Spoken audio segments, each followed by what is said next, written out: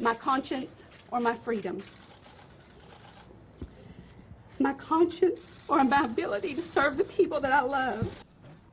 Today, Deputy Clerk Brian Mason issued a marriage license to a same-sex couple in the room full of cheering and support. Davis's lawyer still questions its validity since it doesn't have her signature on it. And of course, this story continues to make national headlines and of course is still getting a lot of attention on social media. Gay marriage was actually legalized in the state of Minnesota in 2013 by Governor Dayton, where the impacts were started to be felt here. And so it's not like we're talking about adopting a Kentucky issue. Where does the issue stand? Vangie Castro is with the Diversity Council. You also talk about legal issues. You have a background in political science.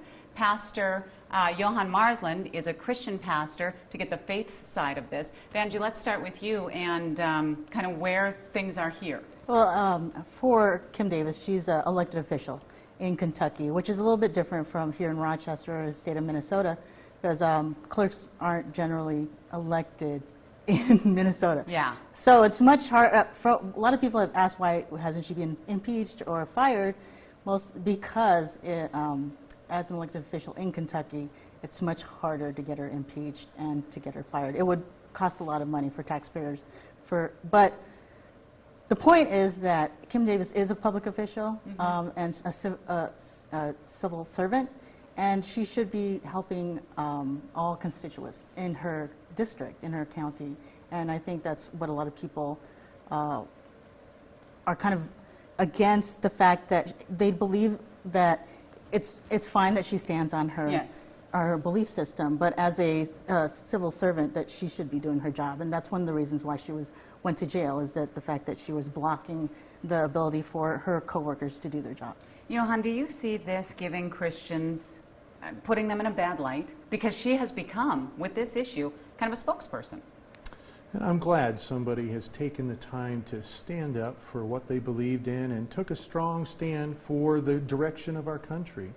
I applaud somebody who's willing to play their conscience and play their beliefs, because that's what our country's all about. We have a great system of people coming together, making one culture out of many.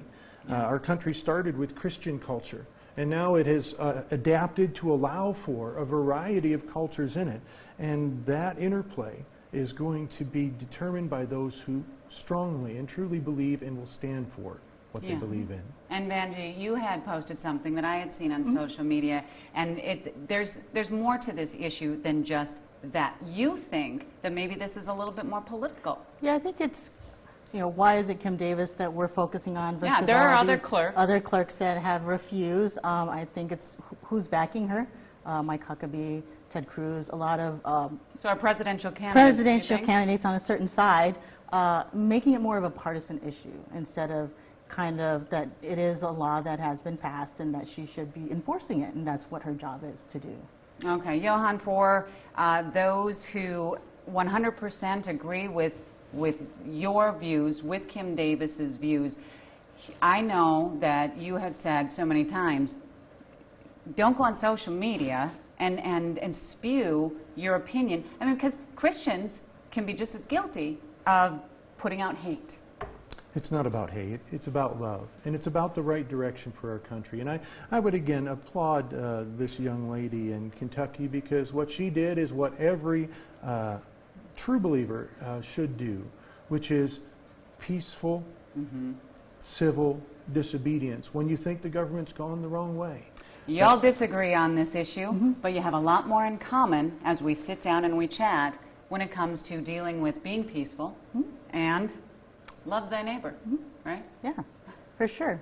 I mean, I'm totally against people personally accusing Kim Davis of multiple other things other than doing her job. And that's what I feel is wrong about how people are criticizing her in the media. Okay, so if you do have an opinion, please keep it civil. Go ahead on our Facebook page. You can say what you want to, but if it gets nasty, we have a delete button. Thank you both so much, Vangie and Pastor Johann, for joining us in the studio to talk about this.